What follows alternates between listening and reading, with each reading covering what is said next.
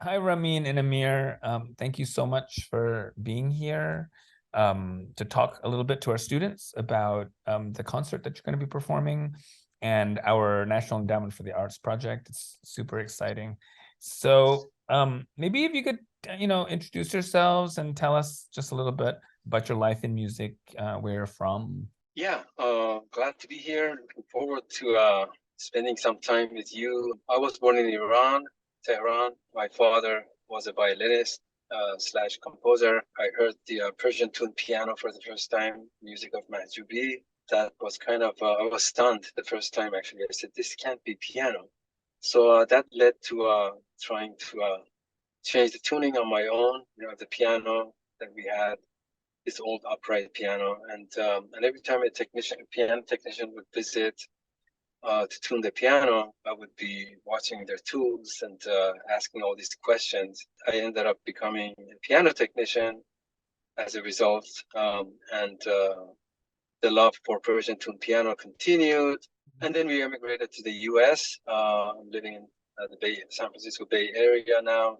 Being in the US, I'm naturally, listening to a lot of jazz, Keith Jarrett, and just impressionistic pianists, and discovering that, oh yeah, these ornaments are very universal. So I was also born in Iran, and I started playing the percussions ever since I was 7. I started with an instrument called the tombak, which looks like this one, and I played this every day until I was like 15 or so, when I started to also learn the daf, which is a bigger instrument with bunch of rings inside it, which I will demonstrate when I come over. I'm very eager and interested to see who's going to be in our classes and what we can exchange. I continued playing the drums until I went to university in Iran. After high school, I went to the conservatory in Tehran, and I studied tar and setar, which is this instrument right here.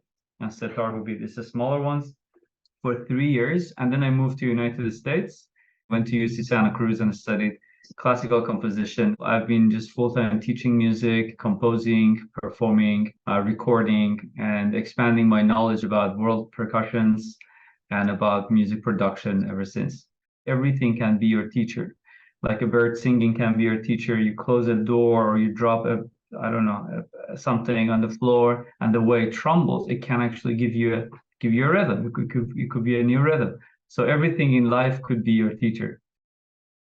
Can you tell us just a little bit about what Persian tuned piano is? When piano came to Iran the first time, it was a gift from Napoleon to one of the kings, of Iran. The santur player, played this hammer dulcimer. He would kind of see similarities. He said, oh, I think I know what to do. So he tuned it. So that was the first thing they did, because they wanted to hear the sounds that they were used to. They had to develop similar techniques to this hammer dulcimer, which has two, hammers. But now with the 5 fingers, what do we do? So, there's this sustaining of the note, trilling on 1 or 2 notes, and they started to developing techniques to do that on the piano, which was tuned to Persian scales. Your album, Getting in Tune, what was the process of making it? How long have the two of you, been playing music together? At the first session that we had together, we kind of clicked because it seemed like we both spoke the same language, which was the improvisationalist method of playing Persian music. Like, you have to decide at the moment what to do, and it becomes like a conversation. Like, I have to listen to Ramin, and Ramin listens to me.